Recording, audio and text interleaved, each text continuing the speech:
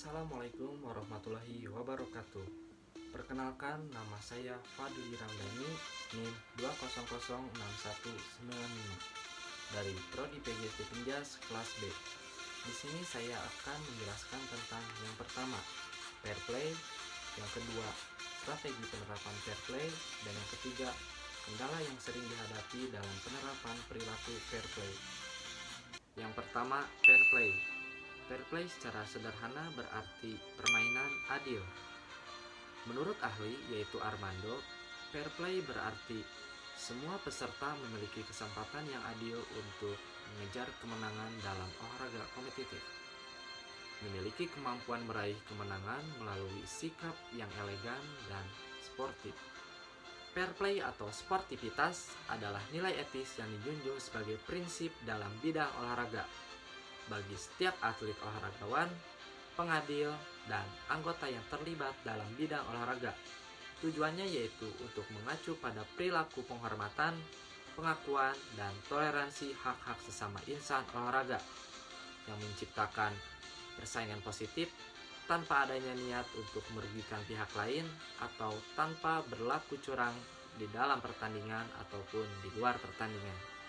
Di dalam pertandingan olahraga, hendaknya tidak hanya pemain saja yang bertindak fair play, tapi wasit juga dituntut memimpin pertandingan secara adil serta tidak memihak salah satu tim.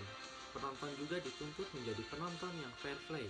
Artinya, jadilah penonton yang baik yang tidak mengganggu pemain dengan cara-cara yang dapat mengganggu pemain. Misalnya, mengganggu pemain dengan menggunakan laser atau melemparkan benda-benda yang dapat mengganggu dan merugikan pemain sehingga pemain tidak dapat memaksimalkan kemampuannya. Yang kedua, strategi penerapan fair play. Penerapan fair play atau sportivitas merupakan nilai inti dalam bidang olahraga. Strategi yang pertama yaitu aplikasi nilai moral. Aplikasi nilai moral ini ditetapkan oleh semua pihak yang terlibat dalam suatu kegiatan. Tidak hanya dalam kegiatan olahraga saja, namun dalam berbagai kegiatan lainnya. Aplikasi nilai moral ini tercermin dari tingkah laku seseorang, seperti kejujuran dan rasa keadilan, rasa hormat kepada lawan baik dalam kekalahan maupun dalam kemenangan, sikap dan perbuatan kesatria tanpa pamrih, sikap tegas dan berwibawa jika terjadi penonton atau lawan tidak berbuat fair play, dan yang terakhir, kerendahan hati dalam kemenangan dan ketenangan pengendalian diri dalam kekalahan. Yang kedua, menanamkan nilai moral. Nilai moral berasal dari hati nurani seseorang yang timbul dari suatu kepercayaan. Dan yang ketiga, prinsip memilih nilai moral. Prinsip merupakan tuntutan yang bersifat universal yang akan mengatakan apa tindakan, maksud, dan motif yang dilarang, diizinkan, atau menjadi kewajiban. Prinsip inilah yang biasanya menuntun seseorang konsisten terhadap penilaian moral. Ada 4 moral yang menjadi inti dan bersifat universal, yaitu kejujuran, keadilan, tanggung jawab, dan kedamaian. Dan yang ketiga, kendala yang sering dihadapi dalam penerapan perilaku fair play. Penerapan fair play pada umumnya hanya diterapkan pada pemain atau atlet saja, namun diterapkan juga bagi para supporter atau para pendukung.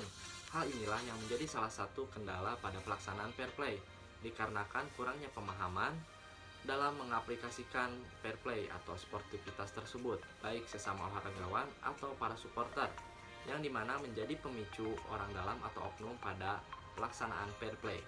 Contohnya, masih ada oknum yang mengakibatkan bentrokan antar supporter, baik masih dalam pertandingan maupun di luar pertandingan. Akibatnya banyak korban yang berjatuhan sebagaimana dampak dari kurangnya penerapan perilaku fair play. Mungkin cukup sekian yang bisa dapat saya sampaikan. Jika ada salah kata dalam penyampaian, mohon dimaafkan. Wabillahi taufiq wal hidayah. Wassalamualaikum warahmatullahi wabarakatuh.